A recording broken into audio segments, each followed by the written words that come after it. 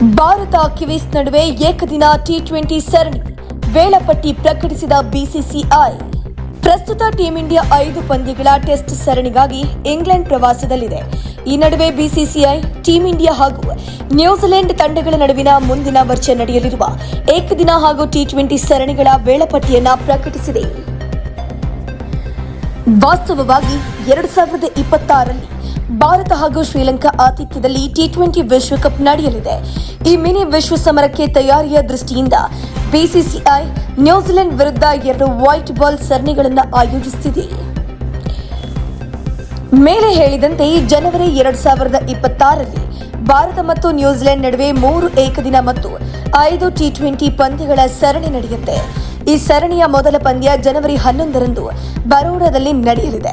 ಹಾಗೆಯೇ ಈ ಸರಣಿಯ ಕೊನೆಯ ಪಂದ್ಯ ಜನವರಿ 31ರಂದು ತಿರುವನಂತಪುರದಲ್ಲಿ ನಡೆಯುತ್ತೆ.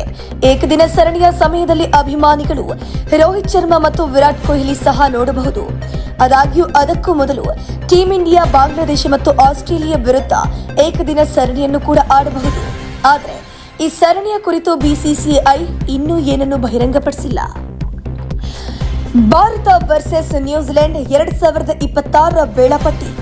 ಏಕದಿನ ಸರಣಿಯ ವೇಳಾಪಟ್ಟಿ ಈ ರೀತಿ ಇದೆ. ಮೊದಲನೇ ಏಕದಿನ ಪಂದ್ಯ ಜನವರಿ 11 ಬರೋಡಾದಲ್ಲಿ ನಡೆಯುತ್ತೆ.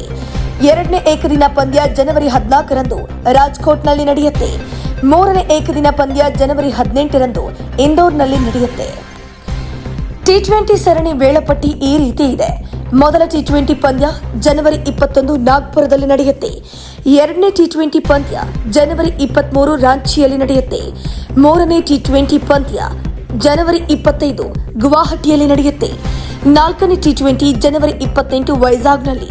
ಐದನೇ ಟಿ20 ಜನವರಿ 31 ತಿರುವನಂತಪುರದಲ್ಲಿ ನಡೆಯುತ್ತೆ.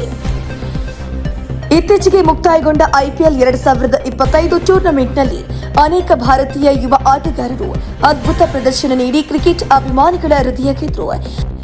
ಈ ಆಟಗಾರರಲ್ಲಿ ಕೆಲವರನ್ನ ಟಿ20 ವಿಶ್ವಕಪ್ 2026 ಟೂರ್ನಮೆಂಟ್ಗಾಗಿ ಭಾರತ ತಂಡದಲ್ಲಿ ಆಯ್ಕೆ ಮಾಡಿಕೊಳ್ಳಲಾಗುತ್ತೆ. ಹೀಗಾಗಿ ಅವರು ಕೂಡ ನ್ಯೂಜಿಲೆಂಡ್ ವಿರುದ್ಧ 5 ಪಂದ್ಯಗಳ ಟಿ20 ಸರಣಿಯನ್ನ ಆಡಲಿದ್ದು ಟಿ20 ವಿಶ್ವಕಪ್ಗೆ ತಮ್ಮ ತಯಾರಿಯನ್ನು ಪೂರ್ಣಗೊಳಿಸಲಿದ್ದಾರೆ. ಮತ್ತಷ್ಟು ಸುದ್ದಿಗಳಿಗಾಗಿ ನೋಡ್ತಾ ಇರಿ ಪಬ್ಲಿಕ್ ನ್ಯೂಸ್ 24x7. ಇದು ಸತ್ಯದ ಧ್ವನಿ.